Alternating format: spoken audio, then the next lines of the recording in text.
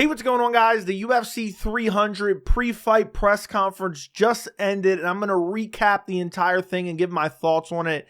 And honestly, it was crazy in general, just seeing every single fighter on the card, on stage. And I was shocked. It ended up being about a 40-minute press conference. I expected like 25, maybe 35 minutes max.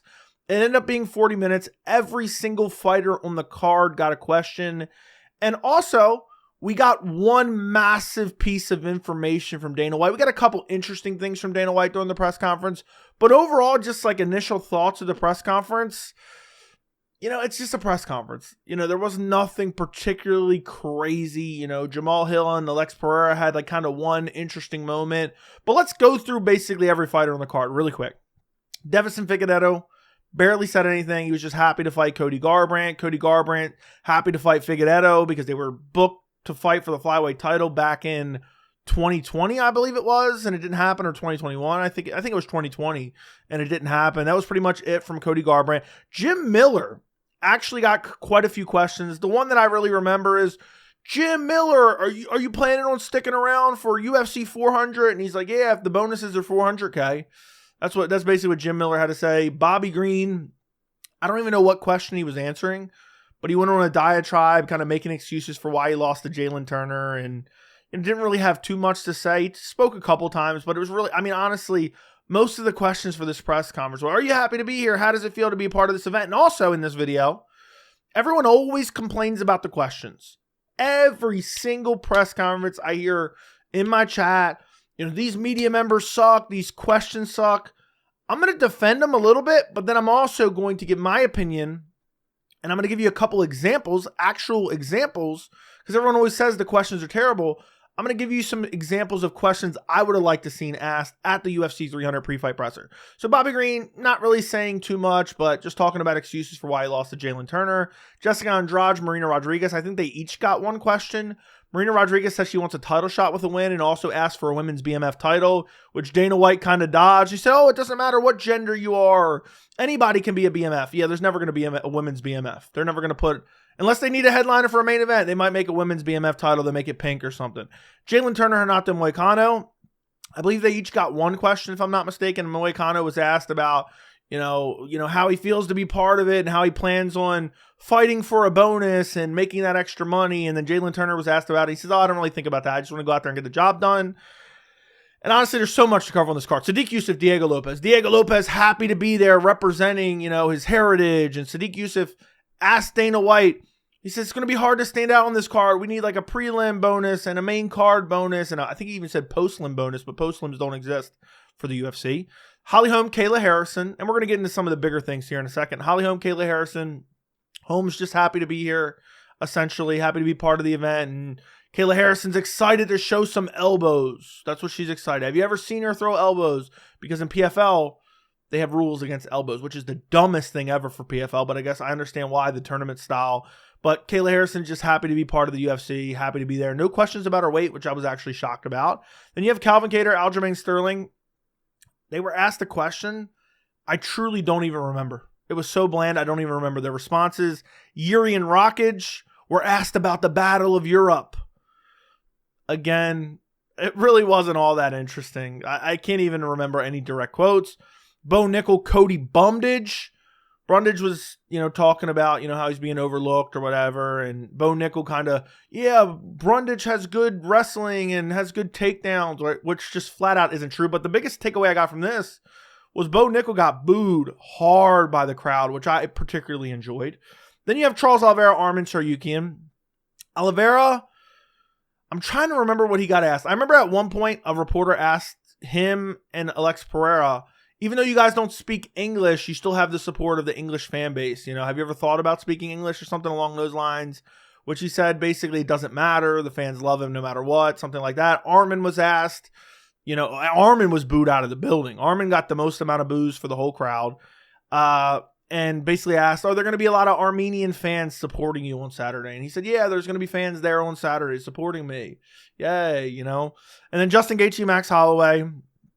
Honestly, just to sum it all up, they're happy to fight each other. They're both worthy of a BMF title, and they both respect each other a lot. Weili Zhang, Yan Xiaonan.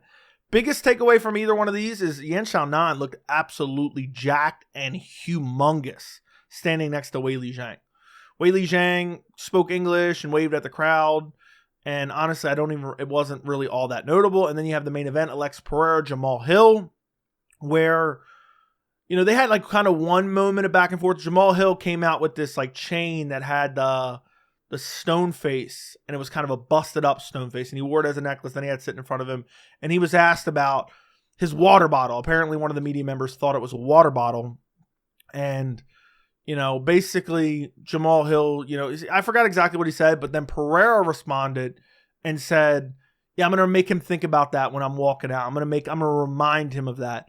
And Jamal Hill kind of was like salty and responding and said, oh, I'm coming for your ass. So I'm going to be on your ass. He can take a picture of it. He can write it down, whatever. Jamal Hill, in Jamal Hill's typical salty fashion, was just kind of throwing back at Alex Pereira, which honestly, in terms of the fighters in general, that was probably the most interesting part of the press conference.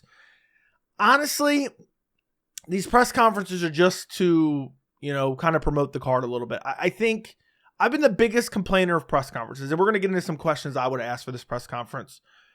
But overall, honestly, and this isn't me hating on the card, this isn't me hating on the UFC, the energy at this press conference felt dead. Maybe that's a bit of an exaggeration. I mean, I wouldn't say completely dead, but it didn't have that buzz. Like if you've been watching the sport for a while, when certain press conferences have that buzz. I'll never forget. This was a press conference thrown together on like 2 days' notice in a gym somewhere. Conor McGregor and Nate Diaz won. That press conference is my favorite press conference of all time. Everyone's on steroids. This press conference, for being the UFC 300 event, it felt like it had absolutely no buzz. It felt like the crowd wasn't even as good as the crowd at UFC 299. I feel like, and somebody said this in the chat, I feel like because Las Vegas gets spoiled with events, they don't care as much. But also, you really don't have any animosity on this card, which I'm perfectly fine with. I'm not complaining about this at all. But that's really what this press conference felt like. It just said, oh, you guys happy to be here? You happy to be a part of a monumentous event? UFC 300, Jim Miller going to be here. Jim fucking Miller, which is the corniest stuff I've ever heard. Corniest line I've ever heard. It makes me want to see Jim Miller brutally KO'd. I think the shit's corny. I think every time someone mentions it, it's corny. But that's pretty much it in terms of the fighters. There really felt like there was a lack of buzz. One thing I will compliment the UFC on. First off, I haven't mentioned this a whole lot, but the promos they've been doing in the lead up to UFC 300, I absolutely love. I enjoy them very much. Also, I loved how they had everyone up on stage and they did the little curtain drop or whatever you want to. There's probably a particular name for that, but essentially they had everyone on stage already. Boom, they dropped the curtain when the press conference started, and they started basically on time. They started within 5 minutes of 8 p.m. Eastern. So, love the UFC for that. But overall, excitement value, entertainment value. I mean, for me, it's never going to be that high anyway, but I just feel like looking at it from the perspective of like your average fan's going to hate this press conference. They're not going to enjoy it. It was decent. It was fun. I think it was pretty cool to see everyone up there. I think it was all right that they did it 40 minutes instead of your typical 20 to 25 minutes. And everyone got a question, which I always feel kind of weird when, I know this doesn't really matter at all, but I always feel kind of weird when you have fighters that go to the press conference and get absolutely no questions at all. Now, before I get into my questions, a couple things that Dana White was asked about. He was asked about bonuses for UFC 300. He said, Gaethje and Holloway have said they want bigger bonuses for 300. And Dana says, well, what are they supposed to be? Everyone on stage starts saying different things. I think someone even said 100, but the majority of them say 300. And I knew as this was happening live, I knew Dana White was going to do it because it's going to be a great moment. It's going to be a great feel-good moment. Dana White goes done. And so UFC 300 is now going to have $300,000 bonuses, which I'm happy for the fighters. I think that changes some things. I mean, you have to realize some of these fighters, Cody Bumdidge is probably getting paid $30K. $30K to show, $30K to win, maybe $40K. So you're talking, multiple times what some of these fighters are getting paid to show up to now potentially get a bonus. And they give fight of the night bonus, which is 2 fighters, and then they have 2 performance of the night bonuses, I believe. So it's 4 bonuses 100 or 1.2 million as Dana White specified. Sadiq Yusuf was asking for that prelim bonuses. That's massive for UFC 300. That is going to encourage people to push the pace. That's going to encourage people to look for finishes. That's going to encourage people to fight their ass off. And it's going to be very interesting to see a different change in mindset with these 300K bonuses on the line. It's going to be massive to see, and I'm happy the UFC is doing it. But it is kind of funny that, 300K, imagine you're making, Marina Rodriguez, who knows what she's making? She's probably making about as much as Bumditch. I would say Bumditch is probably the lowest paid fighter on the card, I would guess. Who's probably making 30K, maybe 40, maybe 50. So think about that. That's an insane increase if he was somehow, there's no way. First off, Cody Bumditch is already eliminated. Cody Bumditch could stone cold stunner Bo Nickel, and then people's elbow him and then finish him. And Herb Dean finally jumps in, and he still isn't getting a bonus. He could do anything under the sun. He ain't getting a bonus if he finishes, the prize possession in Bo Nickel. A couple other things. Mark Coleman, the old UFC fighter who recently survived a house fire. There's been some talk. Oh, he should wrap the BMF title around the winner's waist. Dana said, done to that as well. Then also, Dana said, we're still trying to go to Africa this year, and we're trying to go to Spain. I don't believe that for 1 second, boys. They're definitely probably trying to set up the future for that, but I don't particularly believe that that's going to happen. How many times, we're going to China, we're going to Russia. Years ago they were saying we're going to Russia. It just seems to never happen. Whenever the UFC or Dana White says, we're going here or we're going there, I never tend to believe it. And lastly, Dana White confirms the canvas color as blue. And a lot of people are sharing around pictures of this dark blue canvas. Some people were even speculating, that it was going to be so dark blue. And it reminded me of a Power Slap blue canvas. Imagine the canvas is just dark blue with a Power Slap logo somewhere on there. By the way, they're having a Power Slap event live and free, exclusive on Rumble on Friday night. Why they are doing that is they're going to lure celebrities in with UFC tickets, and they're going to say, make sure you come to the Power Slap event on Friday. By the way, one more thing before we talk into the questions I would have asked. Dana White posted this thing. They have these cool gloves, this collection of gloves, and it comes in this sweet box, and he had 25 of them made, and he's giving 3 away to fans. He's keeping 1 for himself, giving the rest away to friends and family, but 3 of them are kept for fans. And to get them, you have to watch the Power Slap event. And you have to enter codes online. You have to go to powerslapsweepstakes.com. So that's just laughable in general. But I know people are going to complain about this press conference, say that the questions are horrible. And I've complained about the media and the questions in general as well. I understand you can't run in there guns a-blazing, okay? I understand that. But I feel like, how are you feeling? Or this or that. I just feel like we can't do a little bit better.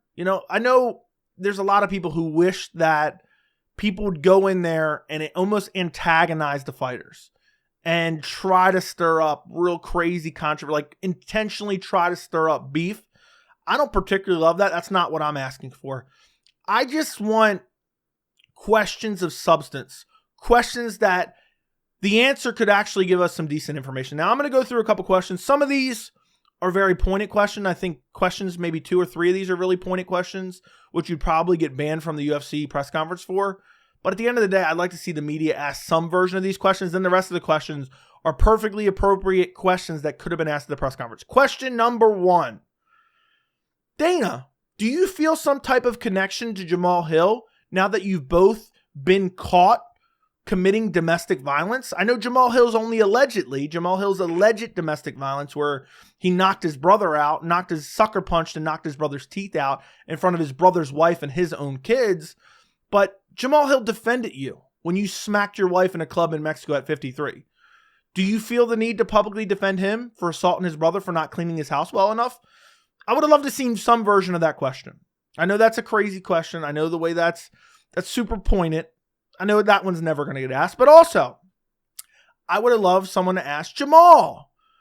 You've been out for a while. You haven't fought in the UFC since January of 2023. And you come into this fight with some serious confidence. Does that tune-up fight against your brother at the Thanksgiving table where you knocked his teeth out in front of his wife and your kids, does that give you, the level of confidence that's exuding from you in the lead up to UFC 300? I would have loved that question. Now, in reality, I understand both those questions aren't going to be asked, but I would have still loved, Dana, was there any reservations headlining Jamal Hill at UFC 300 based on the fact that he has a pending domestic violence charge? I would have loved seeing something like that. Now, again, that's still going to piss off Dana and Jamahal Hill for sure. I would have loved to see Alex Pereira, I'm going to treat you like you treat your brother. I would have loved to see Alex Pereira say that to Jamal Hill, but that's not going to happen. Okay, now let's get into some more of the realistic questions, okay? I would have asked Dana White, Dana, is this the last time you foresee the BMF title being defended? Because when Dana initially did the BMF title, he said, oh, this is a one-time thing. Now he went back on that for Justin Gaethje versus Dustin Poirier. Now he's gone back on it. It's defended by Justin Gaethje against Max Holloway. I would ask them, are the plans to keep this BMF title going? What happens if the BMF holder fights the undisputed champ? Can the undisputed champ claim the BMF title? How is that going to work? I would have loved to know that. I would have also asked Max Holloway, which I believe Max Holloway's salty, by the way. I would have asked him, do you feel like you made a bad decision accepting the Justin Gaethje fight instead of waiting out for Volkanovski to Poirier, because now you basically foregone a title shot at featherweight? You've been wanting to get another title shot at featherweight. You were the number one contender. I understand they're not going to put all that context on the end, but I would have loved to ask Max, do you wish you would have waited for the result of Volkanovski versus Topuria before you made your commitment to lightweight against Justin Gaethje? I would have loved that, because realistically, Max should be walking into a featherweight title shot against Ilia Topuria right now. That would have been a great question. Next, I would have asked Max Holloway, Max, if you win this fight, is your goal a lightweight title shot, or are you planning to go back down to featherweight? I would have loved the answer to that question.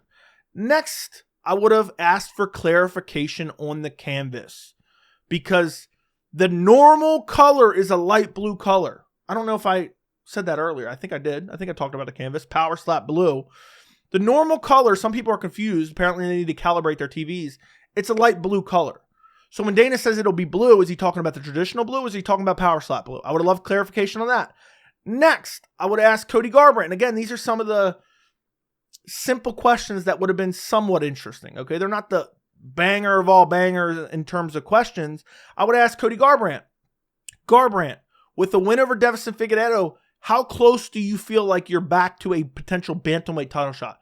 2 more fights after that, because technically Figgy's ranked in the top 10. I think he's like number 6 right now. I would love to see Garbrandt's thoughts on his career trajectory after this, because to go from bantamweight champion to unranked, all while you're still, late 20s, early 30s, I think he's early 30s now, is just crazy. Lastly, I have 2 more questions that are kind of, again, run-of-the-mills that I would have loved to see. Jim Miller, and maybe this has already been answered in Media Day, so maybe I missed this. Jim Miller, do you have any intention on retiring if you win at UFC 300? And lastly, I would have asked Holly Holm and Kayla Harrison about Ronda Rousey's recent comments, basically dismissing Holly Holm's win over her. And I would have also asked Kayla Harrison about the comparisons between Holly Holm versus Ronda Rousey and Holly Holm versus Kayla Harrison. I would have loved to seen that question as well, because a lot of people are looking at Kayla Harrison, oh, judo background, this and that.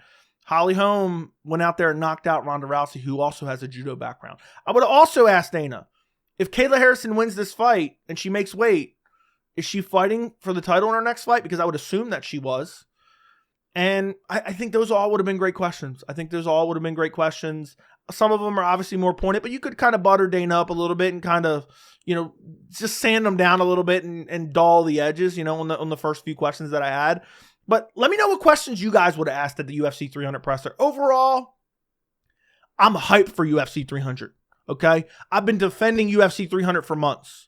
But overall, for me personally, just from my perspective looking in, it didn't feel like there was all that much hype. It didn't feel like there was all that much buzz.